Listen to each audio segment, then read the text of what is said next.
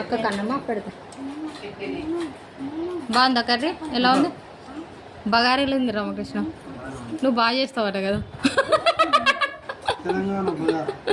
Telangana special. వడియాలు ఎట్లున్నాయి అత్తమ్మ? అత్తమ్మ సపోర్ట్ చేస్తలేదు.